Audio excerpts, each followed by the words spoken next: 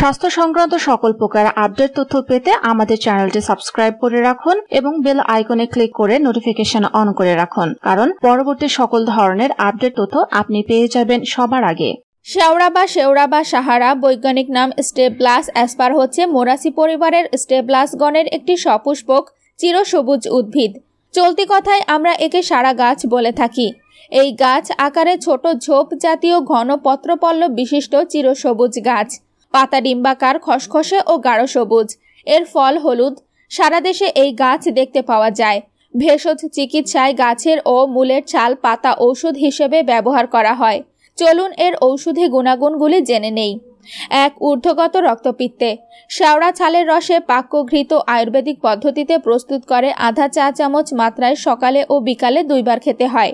এর দ্বারা ওটা সমস্যাটা সেরে যাবে। 2. অর্শরোগ। অন্তর্বলি ও বহির্বলি যাই থাকুক না কেন, শেওড়া ছালের রস 30 ফোঁটা মাত্রায় আধা কাপ দুধের সঙ্গে সকালে ও বিকালে 2 বার খেলে প্রথমে অর্শের রক্ত পড়া বেড়ে যাবে। তারপর ওই রসে প্যাক করা ঘি 1 চা চামচ করে দুধের সঙ্গে খেলে ওটা সেরে যাবে।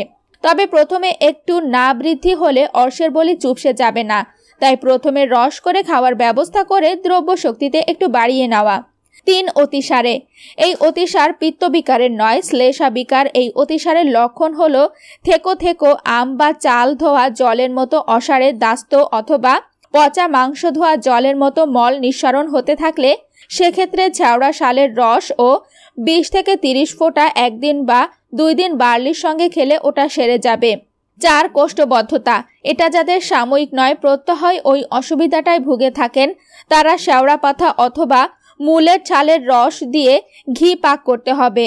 ওই ঘিটি প্রত্যহ সকালে আধা বা 1 চা চামচ করে একটু গরম দুধের সঙ্গে কিছুদিন খেয়ে দেখেন, এই কোষ্ঠবদ্ধতা ধাতটা বদলে যাবে।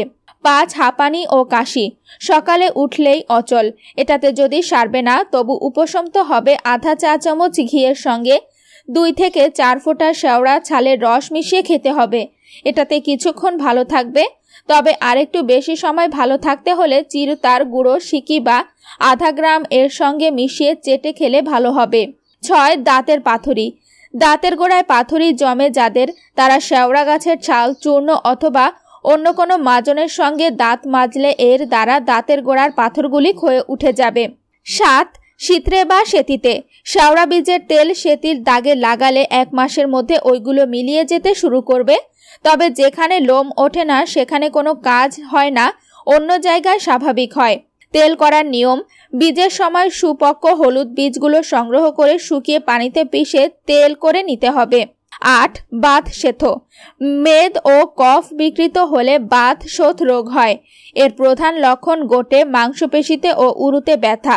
কোনো সময় প্রস্রাবও পরিষ্কার হয় না।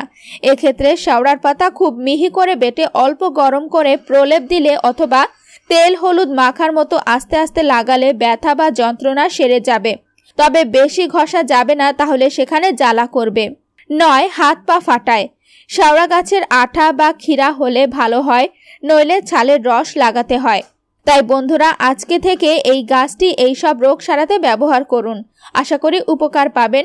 ভিডিওটি ভালো লাগলে লাইক দিন, কমেন্ট করে আপনার মতামত জানান, ভিডিওটি শেয়ার করুন এবং চ্যানেলটি সাবস্ক্রাইব করে আমাদের সাথেই থাকুন। ধন্যবাদ।